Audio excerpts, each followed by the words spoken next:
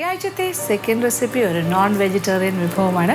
ഞാൻ പറഞ്ഞല്ലോ, നമ്മൾ ഒരു നോൺ വെജിറ്റേറിയൻ ഇന്ന് എന്തായാലും തയ്യാറാക്കും.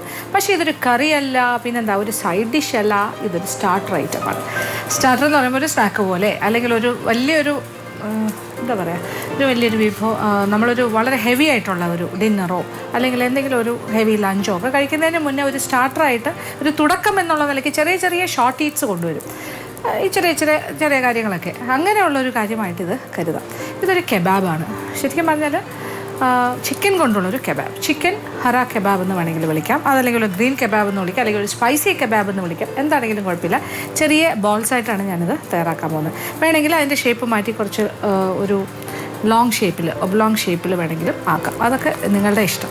എന്നാലും ഇതിൽ കുറച്ച് കാര്യങ്ങളുണ്ട്. ആ കാര്യങ്ങളെല്ലാം കൂടി ചേർത്തിട്ട് അരച്ച് നമ്മളൊരു കെബാബ് തയ്യാറാക്കും. അപ്പോൾ അതെങ്ങനെയാണ് തയ്യാറാക്കുന്നത് നോക്കാം. അതിന് വേണ്ട ചേരുവകൾ എന്തൊക്കെയാണെന്ന് നോക്കാം. ചിക്കൻ ബ്രസ്റ്റ് പീസ് 400 ഗ്രാം ചെറിയ കഷ്ണങ്ങളായി മുറിച്ചത്, വെളുത്തുള്ളി 2 വലിയ അല്ലി, ക്യാപ്സിക്കം ഒരു വലുതിൻ്റെ 1/4 ഭാഗത്തോളം എടുക്കാം, സ്പ്രിംഗ് ഒണിയൻ 3 തണ്ട്, മല്ലിയില അരിഞ്ഞത് 1/2 കപ്പ്, കുരുമുളക് പൊടി 1 teaspoon, soya sauce 1 table spoon, മുട്ട 1 എണ്ണം, ഉപ്പ് ആവശ്യത്തിന്, എണ്ണ വറുക്കാൻ ആവശ്യമായ, മൈദ മാവ് ആവശ്യത്തിന്, ക്രഷ്ഡ് ചില്ലി 1 ടേബിൾ സ്പൂൺ വരെ ആകാം. അപ്പോൾ നമ്മളുടെ ഹറ കബാബിൽ ചിക്കൻ ഹറ കബാബിന് വേണ്ട കാര്യങ്ങളെല്ലാം ഇവിടെ റെഡിയാണ്. ചിക്കൻ ബ്രസ്റ്റ് പീസാണ് ഏറ്റവും നല്ലത്. അതായത് ഒരു കോഴിയുടെ നെഞ്ചിൻ്റെ ഭാഗം. ഒരു കോഴിക്ക് 2 ബ്രസ്റ്റ് പീസ് ഉണ്ടാവുമല്ലോ, അതെടുക്കുക. അത് ഏതാണ്ട് ഒരു 400 ഗ്രാമോളം വരും. അത് കഴുകി വൃത്തിയാക്കി കുറച്ച് വലിയ കഷ്ണങ്ങളായാലും കുഴപ്പമില്ല, മുറിച്ചെടുക്കുക. നമ്മളെന്തായാലും അരയ്ക്കാൻ പോവുകയാണ്. പിന്നെ വേണ്ടത് ഇതിൽ വറ്റൽമുളകിൻ്റെ തരി, അത് ക്രഷ്ഡ് ചില്ലി ഫ്ലേക്സ് വേണം. പിന്നെ കുരുമുളകുണ്ട്, കുരുമുളക് പൊടി. നമ്മൾ പച്ചമുളക് ചേർക്കുന്നില്ല, സോയാ സോസ് ചേർക്കുന്നുണ്ട്. പിന്നെ മല്ലിയില, പിന്നെ സ്പ്രിംഗ് ഒണിയൻ ഒരു 3 സ്പ്രിംഗ് ഒണിയൻ, അതിൻ്റെ താഴത്തെ ഉള്ളിയും കുറച്ച് ഇലയോട് കൂടി തന്നെ നമുക്ക് ഉപയോഗിക്കാം. പിന്നെ ക്യാപ്സിക്കം, പച്ച നിറത്തിലെ കുറേ കാര്യങ്ങളുണ്ട്. അപ്പോൾ ഒരു ഹര എന്നുള്ള ആ ഒരു പേരിന് കുറച്ച് അർത്ഥമുണ്ട്. പിന്നെ വെളുത്തുള്ളി ഒരു ഫ്ലേവറിന് നമ്മൾ ചേർക്കുന്നു, മുട്ടയുണ്ട്. പിന്നെ റോൾ ചെയ്യുന്നതിന് മൈദ മാവ്. ഇതൊക്കെയാണ് പ്ലാൻ. പിന്നെ എണ്ണയിൽ വറുത്തെടുക്കാം. അപ്പോൾ ഈ കാര്യങ്ങളെല്ലാം കൂടി, അപ്പോൾ ചിക്കൻ്റെ ബ്രസ്റ്റ് പീസും അതിൻ്റെ കൂടെ ഇപ്പോൾ ക്യാപ്സിക്കത്തിൻ്റെ കഷ്ണം, ഒരു വലിയ ക്യാപ്സിക്കത്തിൻ്റെ ഒരു 1/4 ഭാഗത്തോളം, പിന്നെ അതുപോലെ സ്പ്രിംഗ് ഒണിയൻ, അതിൻ്റെ ഇലയും അതിൻ്റെ ഉള്ളിയും എല്ലാം കൂടി ചേർന്ന് ഏകദേശം 3 തണ്ട്, കുറച്ച് കൂടുതൽ ഒരു 1/2 കപ്പോളം മല്ലിയില. ആവശ്യമുള്ള കാര്യങ്ങളെല്ലാം നമുക്ക് ചേർക്കാം. നമുക്ക് ഇഷ്ടപ്പെട്ട ഫ്ലേവേഴ്സ് എന്തൊക്കെയാണോ അതെല്ലാം ഇതിൽ ആകാം. 2 വലിയ അല്ലി, വെളുത്തുള്ളി, പിന്നെ ചില്ലി ഫ്ലേക്സ്. ഇത് എരിവിനനുസരിച്ചിട്ട് കുറച്ച് സ്പൈസി ആയിട്ട് വേണമെന്നുണ്ടെങ്കിൽ കൂടുതലും ആകാം. ഏകദേശം എന്താ പറയുക, 1 ടേബിൾ സ്പൂൺ വരെ ആകാം. പിന്നെ കുരുമുളക് പൊടി 1 ടീസ്പൂൺ,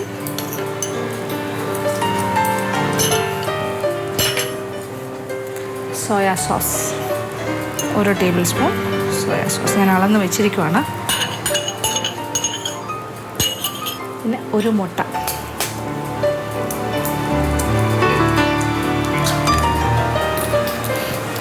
അപ്പോൾ ഇത്രയും കാര്യങ്ങൾ, ഇതിലെന്തൊക്കെ കാര്യങ്ങൾ ചേർന്നു എന്ന് മനസ്സിലായല്ലോ.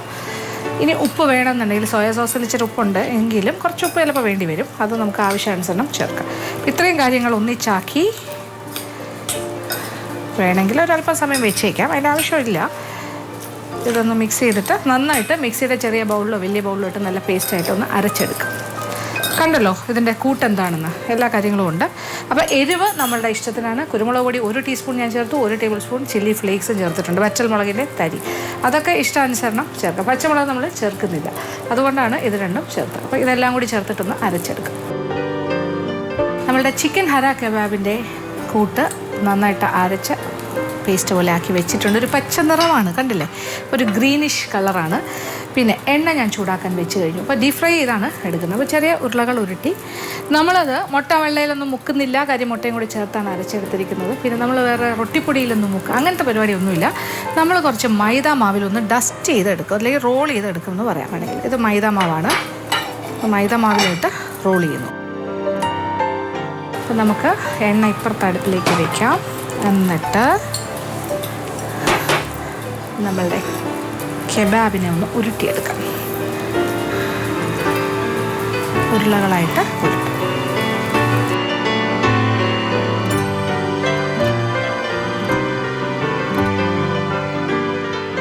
ഒന്ന് ഉരുട്ടി നമ്മൾ മൈദയിലൊന്ന് റോൾ ചെയ്യണം.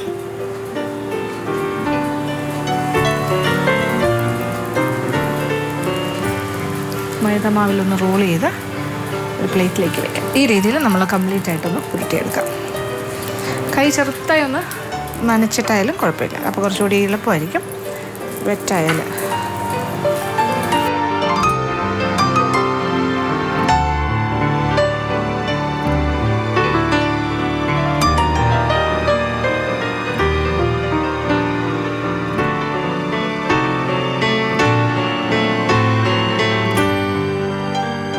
അങ്ങനെ നമ്മൾ ചെറിയ ചെറിയ ഉരുളകൾ, തീരെ ചെറുതല്ല, എന്താ പറയുക, നാരങ്ങ വലുപ്പത്തിലുള്ള ഉരുളകൾ ഉരുട്ടി.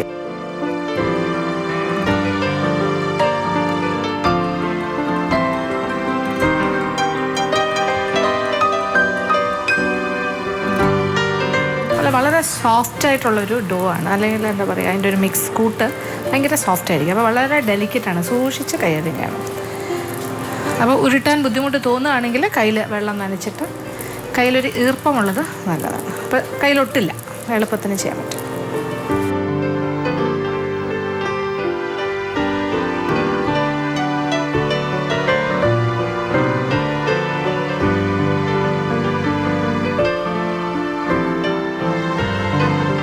അപ്പോൾ നമ്മളുടെ എണ്ണ ചൂടായി. അപ്പോൾ ഓരോ റൗണ്ട്സ് അല്ലെങ്കിൽ ഓരോ ബോൾസും ഇതിനകത്തേക്ക് ഇടാം. കെബാബ്സ്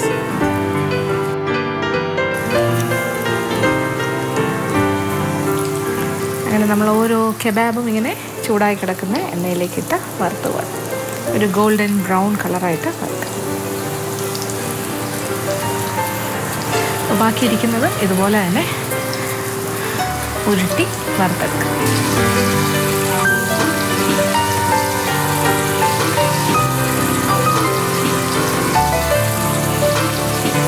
അപ്പോൾ നമ്മൾ ആദ്യം ഇട്ട കെബാബ്സ് എല്ലാം ഒരു ഗോൾഡൻ ബ്രൗൺ ആയി തുടങ്ങുന്നുണ്ട്. നല്ല മണമാണിത്. ഇങ്ങനെ ഇത് മൂത്ത് വരുമ്പോൾ ഈ കിച്ചൺ മുഴുവൻ മണക്കുന്നുണ്ട്. ശരിക്കും നല്ല ഒരു സ്മെല്ലാണ്.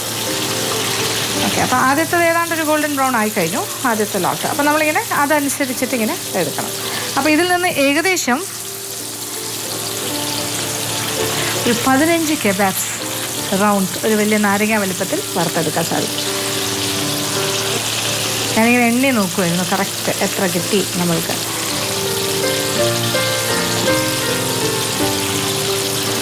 ഒരു 5 മിനിറ്റ് സമയം, അത് കഴിഞ്ഞാൽ നമ്മളിത് എണ്ണയിൽ നിന്നും മാറ്റും. അത് കഴിഞ്ഞ് ബാക്കിയിരിക്കുന്ന ഉരുട്ടി വെച്ചിരിക്കുന്നതും കൂടി ഇതുപോലെ തന്നെ മൈദയിൽ റോൾ ചെയ്ത്. അപ്പോൾ ഈ ഒരു കൂട്ടെന്ന് പറയുന്നത് നമ്മൾ അരച്ചെടുക്കുന്നത് ഇച്ചിരി ഒരു വാട്ടറി പോലെ തോന്നും, ഇച്ചിരി സോഫ്റ്റാണ്. പക്ഷേ പേടിക്കേണ്ട ആവശ്യമില്ല. കൈ ഒന്ന് ചെറുതായി നനച്ചിട്ട് അത് വെച്ചിട്ടിങ്ങനെ ബോൾസായിട്ട് ഉരുട്ടിയെടുക്കുക. എന്നിട്ട് മൈദയിൽ ഒന്ന് റോൾ ചെയ്തെടുത്താൽ മതി. ഒരു കുഴപ്പമില്ല, എണ്ണയിലിട്ടാൽ പൊട്ടില്ല, അങ്ങനത്തെ ഒരു പേടിയും വേണ്ട. എന്നാലും ഞാനിത് വറുത്തുകൊണ്ടിരിക്കുവാണ്. ഇത് പാകത്തിന് മൂത്ത് കഴിഞ്ഞാൽ ഇത് എണ്ണയിൽ നിന്നും മാറ്റും. അത് നമ്മളുടെ കെബാബ്സ് ആദ്യത്തെ ലോട്ട് എണ്ണയിൽ നിന്നും മാറ്റുകയാണ്. ഇനി ഇതേ എണ്ണയിലേക്ക് തന്നെ ഇരിക്കുന്ന ബാക്കി കാര്യങ്ങളും ചേർക്കാം. നമ്മളിവിടെ റെഡിയാക്കി വെച്ചിരിക്കുവാണ്. ഇത് കഴിക്കുമ്പോഴും വളരെ സോഫ്റ്റാണ്, കാണുന്നത് പോലെ തന്നെയാണ്. നല്ല സോഫ്റ്റ് ആൻഡ് ടേസ്റ്റിയാണ്.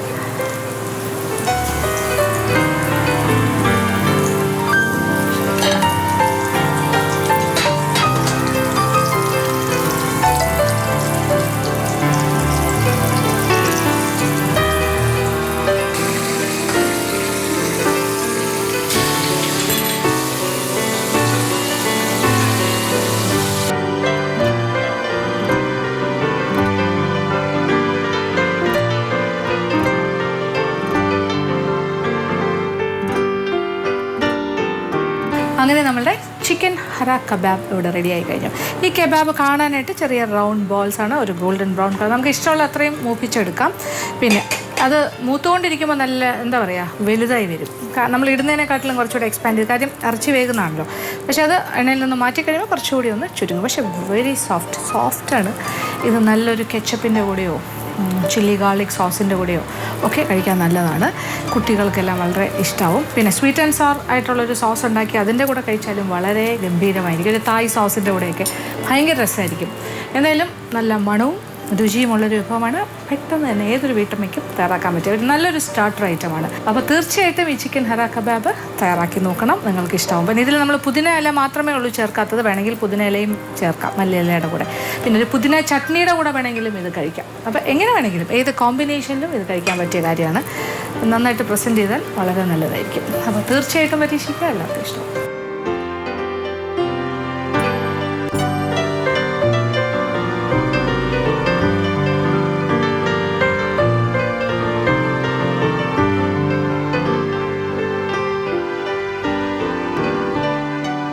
ഇന്നത്തെ എപ്പിസോഡിൽ കാണിച്ച 2 വിഭവങ്ങൾ എല്ലാവർക്കും തന്നെ ഇഷ്ടപ്പെട്ടു കാണുമെന്ന് വിചാരിക്കുന്നു. ആദ്യം കാണിച്ചത് ഒരു സ്വീറ്റാണ്, റവ ആൻഡ് കോക്കനട്ട് സ്വീറ്റ്, ബേക്ക്ഡ് സ്വീറ്റാണ്. പിന്നെ രണ്ടാമത് കാണിച്ചതാണെങ്കിൽ ഒരു സ്റ്റാർട്ടർ ഐറ്റമാണ്, ഒരു കെബാബാണ്, ചിക്കൻ കെബാബ്. അപ്പോൾ ഈ 2 വിഭവങ്ങളും പരീക്ഷിക്കുക. ഇന്നത്തെ എപ്പിസോഡ് ഇവിടെ അവസാനിക്കുകയാണ്. വീണ്ടും പുതിയ വിഭവങ്ങളുമായി മാജിക് അവനിലൂടെ കാണാം.